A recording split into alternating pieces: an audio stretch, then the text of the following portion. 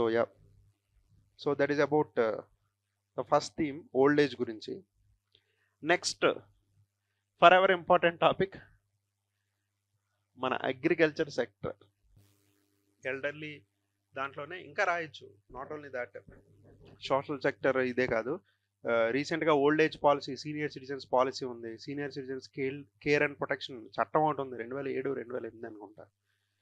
So ఈ చట్టాల గురించి రాయొచ్చు. ఇట్లాంటి చట్టాలు తీసుకొస్తున్నారు, మన పాలసీ ఉంది. ఓకే, మనకి ఓల్డ్ ఏజ్ పీపుల్కి మెయిన్ ఏంటంటే మనం చేయాల్సింది వాళ్ళకి దాని రిలేటెడ్ అవేర్నెస్ పెంచాలి. చాలామంది సీనియర్ సిటిజన్స్కి తెలియదు అలాంటి చట్టం ఉందని, చాలామంది నార్మల్ పీపుల్కి తెలియదు ఆ చట్టం ఉందని. అంటే ఆ చట్ట ప్రకారం నువ్వు మనకుండే, అంటే ఆ సీనియర్ సిటిజన్ ఎవరో వాళ్ళకు ఉండే ఆస్తి అంతా వాళ్ళ పిల్లలకో ఎవరికో ఇచ్చేశారు, వాళ్ళు సరిగ్గా చూసుకోవట్లేదు, బేసిక్ మెయింటెనెన్స్ చేయట్లేదు, health or what. So there is provision in the law that they can take back the assets or property. తీసేసుకోవచ్చు వెనక్కి, పోలీస్కి కంప్లైంట్ ఇవ్వచ్చు. So there are so elderly help lines, elderly care కోసం ఈ what ever counselling services ఇట్లాంటివి చాలా ఉన్నాయి, వాళ్ళకి లీగల్ ప్రొటెక్షన్ ఇచ్చేవి ఇలా చాలా ఉన్నాయి. అంటే మన స్కోప్ ఆఫ్ ద ఎస్ఏలో అవి పడితే ఖచ్చితంగా ఇన్కార్పొరేట్ చేయాలి అవన్నీ. Ya, C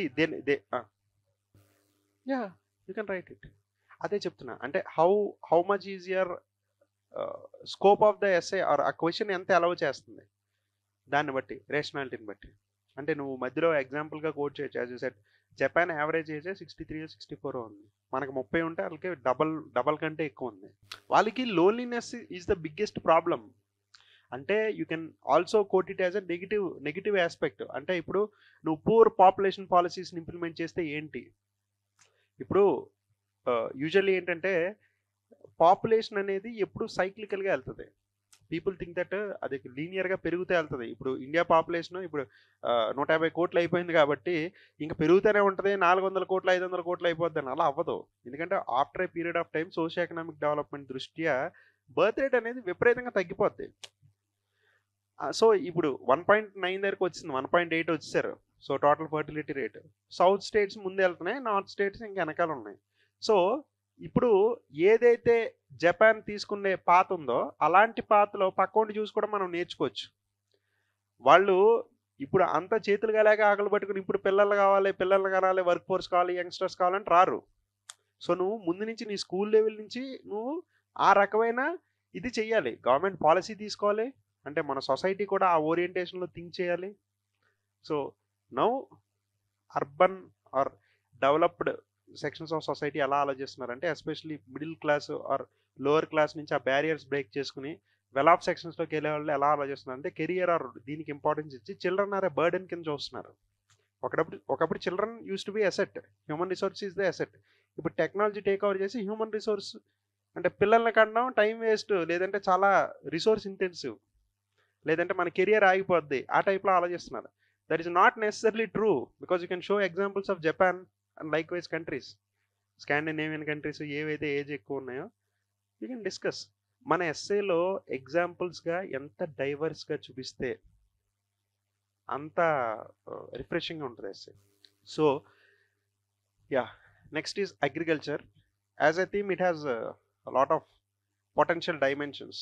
for example challenges ఏంటి, so what should be the way forward, or మన అగ్రికల్చర్కి మనకుండే స్ట్రెంగ్స్ ఏంటి, అగ్రికల్చర్ అండ్ ఎల్ఈడి సెక్టర్కి ఉండే స్ట్రెంగ్స్ ఏంటి. Okay, like wise yeah, to start with agriculture strengths or significance ఏంటి. So as already pointed out, ఈ year budget, union budget 2024-25 9 themes మీద focus చేశారు ఫర్ వికసిత్ భారత్. ఆ 9 థీమ్స్లో first major theme in the order of importance agriculture. So increasing resilience and improving productivity in Indian agriculture. So మన అగ్రికల్చర్లో productivity పెంచడం, resilience పెంచడం ఇది ఇంపార్టెంట్ థీమ్. దానితో పాటు చాలా మేజర్ ఇష్యూస్ మీద ఆర్ డైమెన్షన్స్ మీద మనం అటెన్షన్ తీసుకురావచ్చు. ఏంటి ఆ ఇష్యూస్ అంటే, for example the spoke about cooperative sector ఇది గత 7-8 సంవత్సరాల నుంచి మాట్లాడుతూనే ఉన్నారు. కోఆపరేటివ్స్ని అగ్రికల్చర్ అండ్ అలీడ్ సెక్టర్స్లో పెంచాలి. కోఆపరేటివ్స్ అంటే అది ఫార్మింగ్ అవ్వచ్చు, కోఆపరేటివ్ సొసైటీ క్రెడిట్ ఇవ్వడానికి అవ్వచ్చు, అగ్రికల్చరల్ మెకనైజేషన్ అవ్వచ్చు, కొత్త రకమైన రీసెర్చ్ ఎక్స్టెన్షన్ యాక్టివిటీస్ అవ్వచ్చు, రీసెర్చ్ అండ్ డెవలప్మెంట్ అవ్వచ్చు. For example liquid nano urea అందరూ వినే ఉంటారు. లిక్విడ్ నానో యూరియా అది ఏంటో తెలుసు, దాని ఉపయోగాలు ఏంటో తెలుసు. చాలామందికి ఆ లిక్విడ్ నానో యూరియా ఎవరు కనిపెట్టారు, ఎక్కడి నుంచి వచ్చిందో కూడా తెలుసు. ఎవరు కనిపెట్టారు? ఇఫ్కో కనిపెట్టి వీళ్ళు డైరెక్ట్గా ఫర్టిలైజర్ మ్యానుఫ్యాక్చరింగ్ కంపెనీస్కి ఫ్రీగా ఇచ్చేశారు from through government. Indian farmer fertiliser cooperative limited. So they can also bring lot of innovation technology. At the same time milk, dairy starting with Amul, Andhra తెలంగాణలో బోల్డ్ ఉన్నాయి dairies, sugar mills, marketing. So likewise అంటే అగ్రికల్చర్లో అన్ని వర్టికల్స్లోని cooperative యొక్క impact ఉంటుంది. So cooperatives, if there is one platform or one mechanism that can be a game changer of agriculture sector, that could be cooperatives. కానీ unfortunately ఆ పొటెన్షియల్ని మనం రియలైజ్ చేయలేకపోతున్నాం. గత 7-8 సంవత్సరాల నుంచి ప్రతి బడ్జెట్లోని ఎకనామిక్ సర్వేలోనే ఈ కోఆపరేటివ్స్ గురించి ఎంఫసైజ్ చేస్తూనే ఉన్నారు. కానీ కోఆపరేటివ్స్ టేక్ ఆఫ్ అవ్వట్లేదు అగ్రికల్చర్ సెక్టర్లో. సో మన 97th కాన్స్టిట్యూషనల్ అమెండ్మెంట్ యాక్ట్ నుంచి దాన్ని ఫండమెంటల్ రైట్ చేశారు. Directive principles of state policy, ప్రతి స్టేట్ కోఆపరేటివ్స్ని ఎంకరేజ్ చేయాలని, మల్టీ స్టేట్ కోఆపరేటివ్స్ ఫామ్ చేయాలని, ఇట్లాంటి చాలా పొలిటికల్ ఆస్పెక్ట్స్లో, అడ్మినిస్ట్రేటివ్ ఆస్పెక్ట్స్లో అన్ని రకాలుగా ట్రై చేస్తున్నారు కానీ రావట్లేదు. It is not reaching the grass root level and being implemented. So cooperatives aspect ఒకటి. తర్వాత న్యాచురల్ ఫార్మింగ్ మీద ఎంఫసిస్ చేశారు. తర్వాత ఇప్పుడు సిగ్నిఫికెన్స్, ఇంకేంటి సిగ్నిఫికెన్స్ అంటే మన క్లైమేట్ చేంజ్లో చాలామంది ఏమనుకుంటారంటే మనం ఫాజిల్ ఫ్యూయల్స్ బర్న్ చేయడం వల్ల మన ఇండస్ట్రియల్ సెక్టర్, ట్రాన్స్పోర్ట్ సెక్టర్ ఇవన్నీ fossil fuel intensive or they will create lot of emissions and cause climate change అని అనుకుంటారు. Definitely that is true. But మనం గమనించని పెద్ద మాన్స్టర్ ఏంటంటే అగ్రికల్చర్ సెక్టర్ చాలా ఎక్కువ ఎమిషన్స్ క్రియేట్ చేస్తుంది. Agriculture and allied sectors, for example livestock, ఇవన్నీ కూడా విపరీతంగా ఎమిషన్స్ క్రియేట్ చేస్తాయి. సో మనం క్లైమేట్ చేంజ్కి సంబంధించి ఏదైనా కానీ ఆ టార్గెట్స్ అచీవ్ అవ్వాలంటే నెట్ జీరో కావచ్చు, లేదంటే ఈ ఎమిషన్స్ని తగ్గించడం కావచ్చు, వీటిల్లో అగ్రికల్చర్ని మెయిన్ మనం మేనేజ్ చేయాలి. We need to modernise our agriculture. అదే కాకుండా మనకి హ్యూజ్ ఎక్స్పోర్ట్ పొటెన్షియల్ ఉంది, but we are not realising it. So we have more than 20 agroclimatic zones in India. ఇన్ని agroclimatic zones, ఇన్ని టైప్స్ ఆఫ్ సాయిల్స్, ఇన్ని types of climatic and microclimatic systems ఏ దేశంలోనే లేవు. కానీ మన ఫుడ్ గ్రెయిన్ బాస్కెట్ చూసుకుంటే మోస్ట్లీ సిరల్ సెంట్రిక్ ఉంటుంది. సో ఇంత వేరియేషన్ ఉన్నా కానీ మనం ఆ వేరియేషన్ని ట్యాప్ చేయట్లేదు. సో ఆ వేరియేషన్ని ట్యాప్ చేస్తే ఖచ్చితంగా విపరీతంగా ఇంప్రూవ్ చేయొచ్చు, మన రెవెన్యూని పెంచుకోవచ్చు, గ్లోబల్గా మన ఫుట్ ప్రింట్ పెంచుకోవచ్చు అగ్రి ఎక్స్పోర్ట్స్లో. సో ఎక్స్పోర్ట్స్ అనగానే, మేక్ ఇన్ ఇండియా అనగానే why not make in India in agriculture? Diversify, horticulture, లేదంటే pulses, the coarse grains, nutri cereals, ఇట్లా ఈ అన్ని రకాలైన ప్రోడక్ట్స్లోని మనం ఇంపాక్ట్ చూపించవచ్చు. Starting from medicinal plants, spices, aromatics, ఇట్లా రకరకాల చోట డైవర్సిఫై చేయొచ్చు మన అగ్రికల్చర్లో. And most of our natural resources are getting destroyed or they are getting damaged directly or indirectly because of agriculture.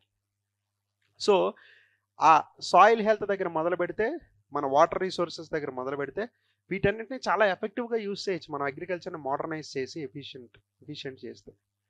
And ఇదే కాకుండా చాలా disruptive technologies, for example artificial intelligence. Recently నేను ఎక్కడో న్యూస్ రిపోర్ట్స్ BBC యూట్యూబ్ న్యూస్లో చూశాను. Fazal limited అనుకుంటా ఆ company పేరు, అగ్రి స్టార్టప్. అది ఆర్టిఫిషియల్ ఇంటెలిజెన్స్ యూజ్ చేసి బెంగళూరు అవుట్స్కట్స్లో ఉండే ఫార్మ్స్లో ఈ హార్టికల్చర్, ఈ గ్రేప్ యార్డ్స్, ఈ వైన్ యార్డ్స్ ఇట్లాంటివన్నీ ఉంటాయి కదా, అక్కడ ఆర్టిఫిషియల్ ఇంటెలిజెన్స్ యూజ్ చేసి ఈ పైలట్ బేస్లో కొన్ని ఫార్మ్స్ని టేకప్ చేశారు వాళ్ళు. అంటే ఆర్టిఫిషియల్ ఇంటెలిజెన్స్ యూస్ చేసి ఫార్మింగ్ చేస్తే ఏమవుతుంది, you call it precision agriculture ఇట్లాంటివి అంటారు కదా. ఈ స్టార్టప్ వాళ్ళు చేసింది ఏంటంటే, బెంగళూరు గవర్నమెంట్, ఇండియన్ గవర్నమెంట్ కూడా దీని మీద వాళ్ళ కేస్ స్టడీని తీసుకుంది. ఈల్డ్ బాగా పెంచారు. Water use efficiency for example, గతంలో వాడే వాటర్తో పోలిస్తే 60% వాటర్ తక్కువ వాడుతున్నారు. గతంలో వాడే ఫర్టిలైజర్తో పోలిస్తే 50% తక్కువ ఫర్టిలైజర్ వాడుతున్నారు. It is not natural farming, precise farming, efficient farming. So ఇలాగ మన డిస్రప్టివ్ టెక్నాలజీస్ని ప్రాపర్గా ఇంప్లిమెంట్ చేయడానికి అగ్రికల్చర్ సెక్టర్లో చాలా స్కోప్ ఉంది. So it is the day and age of talking about agri startups. అదేవిధంగా అగ్రిప్రెన్యూర్స్,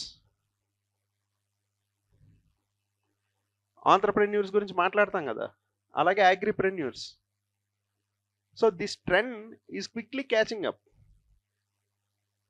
గవర్నమెంట్ రోల్ ఏంటి, ఎనేబులింగ్ ఫెసిలిటీస్ క్రియేట్ చేయడం.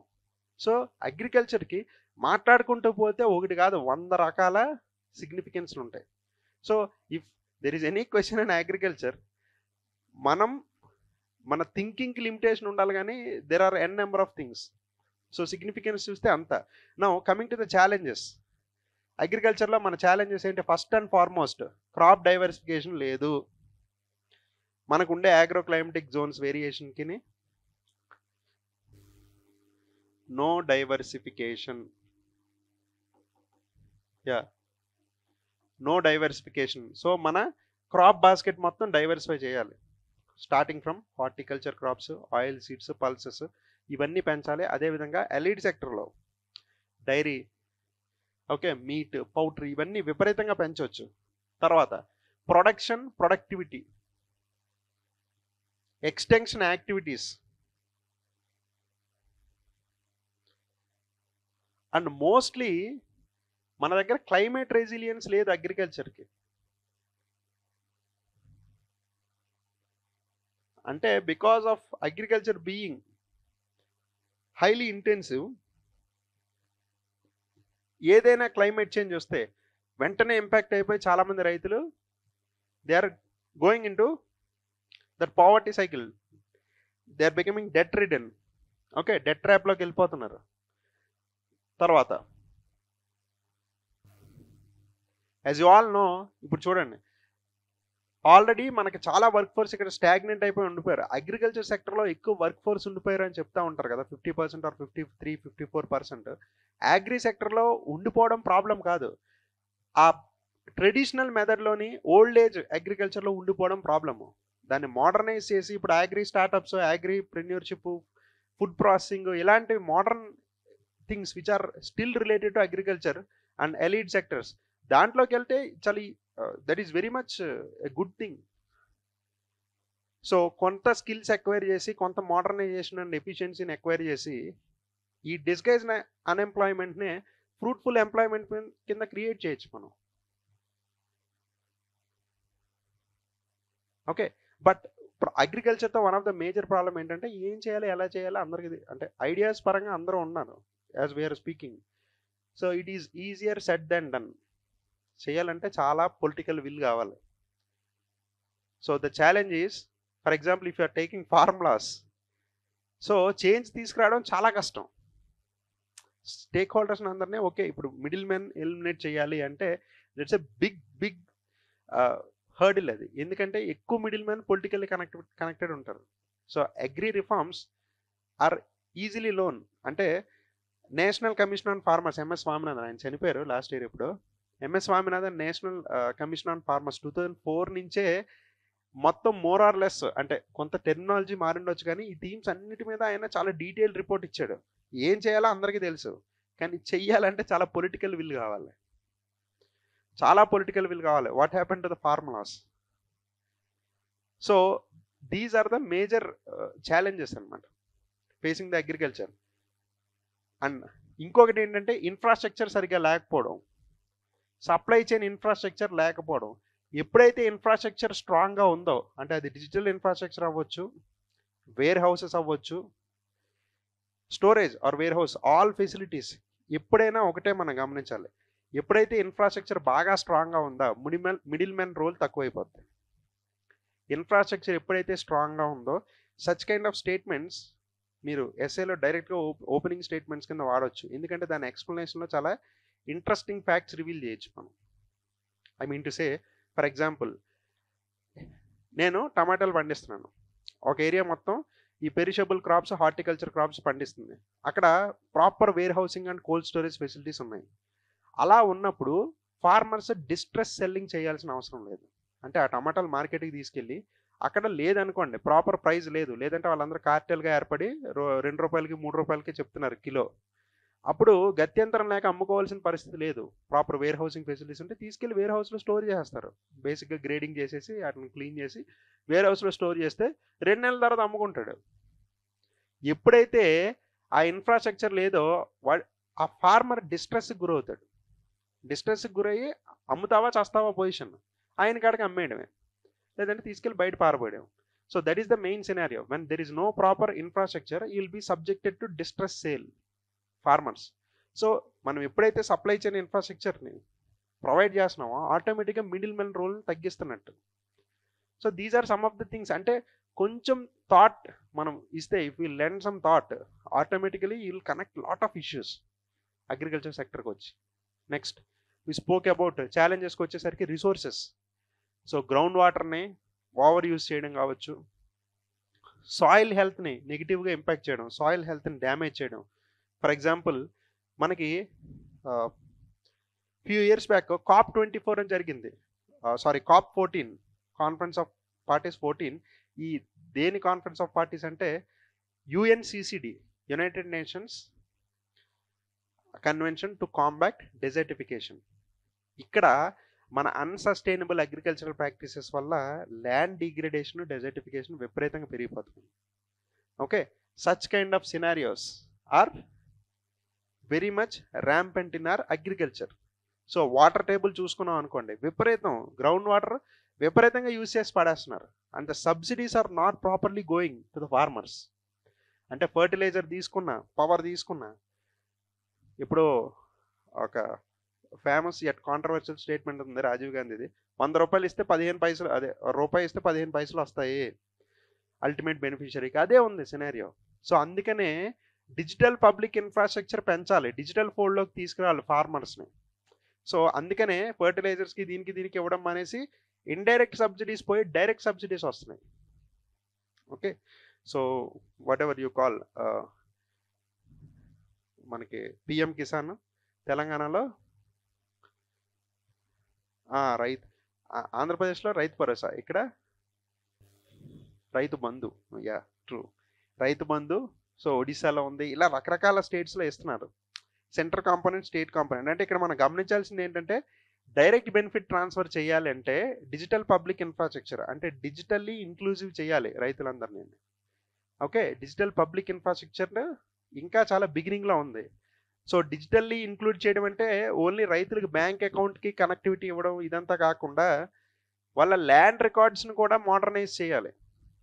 ల్యాండ్ రికార్డ్స్ కూడా డిజిటైజ్ చేసి మోడర్నైజ్ చేయాలి. So thereby will real time తెలుస్తుంది ఎంతమంది ఉన్నారో చిన్న సన్నకారు రైతులు ఏంటి ఇదంతా. సో ఇలాగా there is lot on our agenda with respect to agriculture.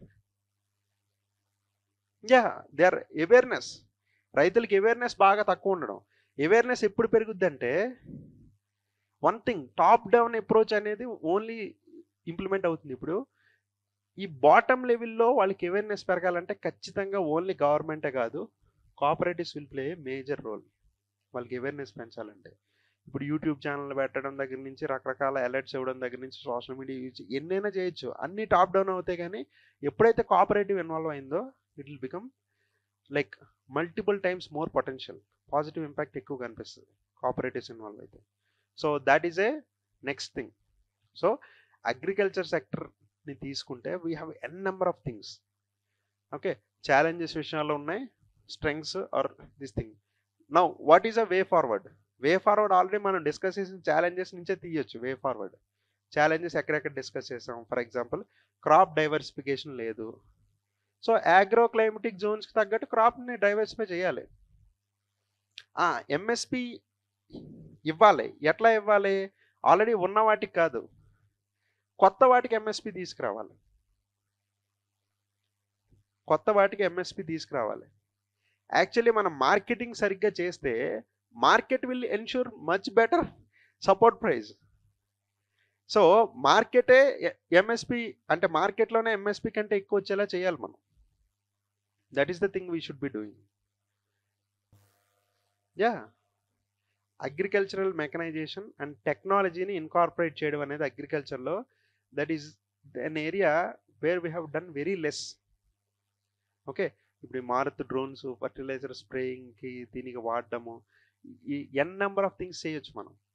ఎక్కడ టెక్నాలజీని ఇన్కార్పొరేట్ చేయడం, స్టార్టింగ్ ఫ్రమ్ ఆర్టిఫిషియల్ ఇంటెలిజెన్స్ దగ్గర మొదలు పెడితే డిసీజెస్ డయాగ్నోస్టిక్స్, ఇట్లాంటి చాలా ఏరియాస్లో సాయిల్ టెస్టింగ్ కావచ్చు, ఇదంతా చాలా ఇంక్రీజ్ చేయాల్సిన అవసరం ఉంది. So incorporation of technology in agriculture is the main aspect. When we incorporate technology in agriculture we can bring lot of wonders. ఇక్కడ టెక్నాలజీని ఇన్కార్పొరేట్ చేయాలంటే ఇప్పుడు మళ్ళీ వచ్చే మేజర్ సమస్య ఏంటంటే వీళ్ళందరూ ఎంప్లాయ్మెంట్ కోల్పోతారండి. అంటే ఆర్టిఫిషియల్ ఇంటెలిజెన్స్ వస్తే ఎంప్లాయ్మెంట్ యాక్చువల్లీ కోల్పోము, ఎంప్లాయ్మెంట్ నేచర్ మారుతుంది. సో వాళ్ళకి స్కిల్ సెట్ ఇవ్వాలి, దానికి తగ్గ స్కిల్ సెట్ ఇవ్వాలి, అవేర్నెస్ ఇవ్వాలి. So these are all the different areas. ఇప్పుడు ఇంకొకటి ఏంటంటే ఇప్పుడు మీరు ఎస్ఐస్ ప్రిపేర్ అయ్యేటప్పుడు న్యాచురల్గా మీరు థీమ్స్ తీసుకుంటారు, ప్రిపేర్ అవుతారు, చాలా రైటప్స్ ఉంటాయి, ఇంటర్నెట్లో కొడితే వస్తాయి. బెస్ట్ సోర్సెస్ మీరు యోజన కురుక్షేత్ర చూడండి.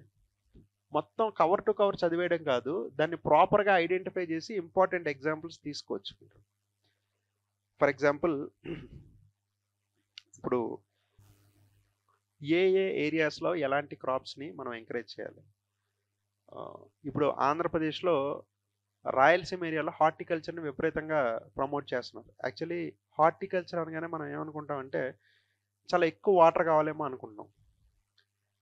కంపల్సరీ వాటర్ కావాలి, కానీ చాలా తక్కువ విండోస్లో కావాలి. అక్కడక్కడక్కడ వస్తే చాలు, కంటిన్యూస్ వాటర్ అవసరం లేదు. So that could be A candidate, అంటే హార్టికల్చర్ హబ్ కింద డెవలప్ అవుతుంది. సో అందుకనే మైక్రో ఇరిగేషన్ డివైజెస్ అలాంటివన్నీ కూడా అక్కడే ఇన్కార్పొరేట్ చేస్తున్నారు. అంటే మైక్రో ఇరిగేషన్ డివైస్ అంటే about drip, sprinkler, rain gun, ఇట్లాంటివన్నీ కూడా. సో లైక్ వైజ్ అంటే ముందు మనకు ఉండే డిఫరెంట్ ఆగ్రోక్లైమటిక్ జోన్స్, ప్రతి ప్రాంతానికి కొన్ని అడ్వాంటేజెస్ డిసడ్వాంటేజెస్ ఉంటాయి, challenges with respect agriculture. So దాన్ని మనం రికగ్నైజ్ చేయగలగాలి. రికగ్నైజ్ చేసి ఆ ఏరియాకి సూటబుల్ క్రాప్స్ వేస్తే, అంటే ఆ ఏరియాకి సూటబుల్ క్రాప్స్ అంటే ఏంటంటే మనం నేచర్కి ట్యూన్లో కల్టివేషన్ చేయాలి, అంతేకాని నేచర్కి విరుద్ధంగా చేయకూడదు కల్టివేషన్. సో నేచర్ సపోర్ట్ చేయదు. ఇప్పుడు ఆ ఏరియాకి సూటబుల్ క్రాప్స్ వేస్తే అనుకోకుండా ఏదైనా చిన్న డ్రాట్ వచ్చినా అవి తట్టుకుని నిలబడతాయి. ఆ ఏరియాకి విరుద్ధంగా, నేచర్కి విరుద్ధంగా కల్టివేట్ చేస్తే ఏమవుతుంది, ఏదైనా చిన్న డిస్టర్బెన్స్ రాగానే మొత్తం crop get failed. So like wise, so ఇలా థీమ్స్ అగ్రికల్చర్ ఆర్ ఇందాక మనం చూసిన ఓల్డ్ ఏజ్, ఇట్లా రకరకాల థీమ్స్ నుంచి కంటెంట్ మనం ప్రిపేర్ చేసి పెట్టుకోవాలి రైటప్. బట్ ఏంటంటే you should be very vigilant and careful. Question చూసి ఆన్సర్ చేయాలి. మనం ప్రిపేర్ అయిందో ఆర్ ఇప్పుడు మన క్లాస్లో డిస్కస్ చేసినప్పుడు ఏదో ఒక స్టోరీయో లేదంటే ఏదో ఒక ఫ్యాక్టో ఇంప్రెసివ్గా అనిపించుండొచ్చు, చదివినప్పుడు ఇంప్రెసివ్గా అనిపించుండొచ్చు, దాన్ని సెంట్రిక్గా థింక్ చేసి రాస్తారు. మిమ్మల్ని ఇంప్రెస్ చేసింది ఎగ్జామినర్ని కూడా ఇంప్రెస్ చేసి మార్కులు ఎక్కువ తెస్తుందని దాన్ని ఎలాగైనా ఇరికించాలని చూస్తారు. తప్పది. అంటే మనం ఎంత డిస్కనెక్టెడ్గా ఉండాలంటే, అంటే దాని మీద ఎంత తక్కువ ఎఫెక్షన్ ఉంటాయి. కంటెంట్ చదవండి, మీ దగ్గర పెట్టుకోండి, కాకపోతే ఏంటంటే ఆ కంటెంట్ మీద బాగా ఎక్కువ ప్రేమ ఎక్కువైపోయి ఆ కంటెంట్ సెంట్రిక్గా రాస్తారు. అట్లా రాస్తే ఏమవుద్దంటే ఎస్ఏ డ్యామేజ్ అయిపోద్ది. You should be very disconnected, cut చేసి అవతల పడేయాలి అవసరం అయితే. సో కొన్నిసార్లు నేను చూస్తాను, some of my students they regular newspaper చదువుతుంటారు, ఎవడో ఒక ఫేమస్ స్టేట్మెంట్ ఇస్తాడు, ఆ స్టేట్మెంట్ సెంట్రిక్గా రాస్తారు ఆన్సర్. ఇక్కడ క్వశ్చన్కి ఫిట్ అవుతుందా లేదా చూడరు. ఒక్కొక్కసారి ఫిట్ అవుతుంది 5-10%, 80-90% అది ఫిట్ కాదు. So that you should be very careful about. So general essay after our discussion, I feel is the area where you can score most number of marks. దానికి స్పెసిఫిక్గా చదవాలని రూల్ ఏం లేదు, జస్ట్ బ్రెయిన్ స్టార్మింగ్. ఈ brain storming కూడా ఎప్పుడు work out అవుద్ది అంటే దానికి మీరు అలవాటు పడి ఉండాలి. డైలీ ఒక 10-15 మినిట్స్ జస్ట్ ఊరికే ఒక పేపర్ తీసుకుని పాయింట్స్ రాస్తూ ఉండండి. దానికి ఎగ్జాంపుల్స్ రాస్తా ఇట్లా ఫ్రేమ్వర్క్లు వేసుకోండి. అట్లా ఫ్రేమ్వర్క్లు వేసుకుంటూ ఉంటే బుర్ర బాగా పనిచేస్తుంది. అట్లా కాకుండా ఫస్ట్ ఫ్రేమ్వర్క్ ఎగ్జామ్లో వేయడం, లేదంటే నాకు ఎస్ఏ టాపిక్లు ఇస్తావా అని అందరిని అడగండి. మీకే తెలిస్తే ఎస్ఏ టాపిక్లు ఏంటో. You don't need to ask n number of people. ఇప్పుడు చెప్పేవాళ్ళు మేము ఉన్నాం, ఎక్కడి నుంచి వస్తున్నాయి ఈ ఎస్ఏ టాపిక్లన్నీ? ఆటోమేటిక్గా రెగ్యులర్గా న్యూస్ ఫాలో అవుతూ ఉంటే ఆటోమేటిక్ తడతా ఉంటాయి ఏం ఇంపార్టెంట్ కాదు. That's it, there ends the story. So ఇప్పుడు ఆ టాపిక్ అడిగి దాని మీద రైటప్ ప్రిపేర్ చేసుకోవడం, నాలెడ్జ్ అక్యుములేట్ చేసుకోవడం మీద పెట్టే శ్రద్ధ, అందులో సగం ఈ యాక్టివిటీ ఏదైతే ఉందో బ్రెయిన్ స్టార్మింగ్, ఎట్లా ఫ్రేమ్ చేయాలి, ఇంట్రడక్షన్స్ ఎలా ఉండాలి, ఇంట్రెస్టింగ్ ఎట్లా రాయాలి, దాని మీద పెట్టండి. ఎందుకంటే being a decently red person మీకే స్ట్రైక్ అవుతాయి dimensions. Okay, and always believe in your content. నేను ఈ ఏరియాలో అసలు చదవలేదు కాబట్టి తెలిసిన ఏరియా, ఇప్పుడు మనం ఆర్టిఫిషియల్ ఇంటెలిజెన్స్ గురించి మీరు ఏదో ఎస్సే చదువున్నారు, దాన్ని సెంట్రిక్గా రాయడానికి మీకు decent level of artificial intelligence అంటే for example few months back ఎక్కడో చదివాను, సౌత్ కొరియాలో అనుకుంటా, రోబో సూసైడ్ చేసుకుంది. If you start with such kind of introductions or if you incorporate such kind of things, అంటే ఆర్టిఫిషియల్ ఇంటెలిజెన్స్ హ్యూమన్ బీయింగ్స్ని replace చేయగలదా? ఇప్పుడు చాట్ జీపీటీ ఉంది, మెనీ పీపుల్ సే ఈ ఆన్సర్ చాట్ జీపీటీ ఆన్సర్ అని. నేను ఏం చెప్తానంటే వాళ్ళకి చాట్ జీపీటీ యూజ్ చేయడం రాదు. For example I can't reveal all the things, but few things. For example what are the challenges or ఒక క్వశ్చన్ ఇచ్చి ఆన్సర్ మనం క్రియేట్ చేయాలని చాట్ జీపీటీకి వెళ్ళి ఆ క్వశ్చన్ ఇచ్చేసి గివ్ మీ ద ఆన్సర్ అంటే అదేదో హాఫ్ బేక్డ్, చూడడానికి చాలా చిరాగ్గా ఉండే ఆన్సర్ ఒకటి ఇస్తుంది, జనరిక్గా ఉండే ఆన్సర్. నా ఇమాజిన్ నేను యూనియన్ బడ్జెట్ మొత్తం కాపీ చేసి అక్కడ ఇన్స్ట్రక్షన్స్లో పేస్ట్ చేసి, ఇది యూనియన్ బడ్జెట్, యూపీఎస్సీలో నేను ఈ థీమ్స్ని హైలైట్ చేసేలాగా ఓ ప్రజెంటేషన్ ఇవ్వాలనుకుంటున్నాను. ఈ కంటెంట్ నేను ఆల్రెడీ నీకు ఇచ్చిన 20 పేజీల కంటెంట్ యూజ్ చేసి నువ్వు ఒక 1 పేజ్ సమ్మరీ నాకు ఇయ్యి అని చాట్ జీపీటీకి చెప్పావు అనుకోండి, that will give you very good output. Okay, bat అదే, ఆడే క్రికెట్ బ్యాట్ అదే, గల్లీ క్రికెటర్ ఆడడానికి విరాట్ కోహ్లీ ఆడడానికి డిఫరెన్స్ ఉంటుంది. టెక్నాలజీ అదే, నువ్వు ఎలా యూజ్ చేస్తున్నావు. So chat GPT or any other artificial intelligence is as powerful as the person that uses it. He should know how to use it. దాన్నే ప్రాంప్ట్ ఇంజనీరింగ్ అంటారు. ఏ ప్రాంప్ట్ ఇస్తే ఏం రెస్పాన్స్ వస్తుంది అనేది తెలుసుకోవడం. You understand? So acquire those skills. చాలామంది చెప్తారు చాట్ జీపీటీ యూజ్ చేయడం తప్పు అంటే, ఇలా బుర్ర లేకుండా యూజ్ చేయడం తప్పు, ప్రాపర్గా యూజ్ చేయాలి. అంటే it should not limit your thinking capability, it should enhance your thinking capability. నీ క్లరికల్ జాబ్ని తక్కువ చేసి థింకింగ్ క్యాపబిలిటీ పెంచాలి. నువ్వు దాన్ని మాస్టర్ అవ్వాలి, దాన్ని స్లేవ్ అవ్వకూడదు. That is the idea. Okay, so will keep discussing ఈ 3 or 4 డేస్లో till Thursday will keep discussing multiple themes. Daily ఒక 2 to 3 థీమ్స్ డిస్కస్ చేస్తాను. తర్వాత కూడా నెక్స్ట్ విజిట్లో కూడా nearing the exam important topics I will be discussing. Okay, so ఈ try and అంటే అదే చెప్తున్నా, కంటెంట్ ఆర్ హ్యాండ్ అవుట్ దాని మీద కాకుండా మీరు థీమ్స్ని ఐడెంటిఫై చేసిన తర్వాత ఆ థీమ్స్లో ఇప్పుడు ఎవడో ప్రిపేర్ చేసిన కంటెంట్ మనం చదవడం కంటే కంటెంట్ ఎలా ప్రిపేర్ చేసుకోవాలో తెలిసి దాన్ని ఐడెంటిఫై చేసి ఆ థీమ్స్ తెలిస్తే చాలు. మీకు ఇవి ఏరియా ఆఫ్ ఇంపార్టెన్స్ అని తెలిస్తే అక్కడ మనం ఇట్లా పికప్ చేస్తే it will be very easy. Okay, yeah. So yeah, I think we have one more session in the evening, 4 to 6. Okay, we'll again do geography. So రోజు ఒక 2 సెషన్స్ ఏమో geography, ఒక session we'll do general essays. Okay.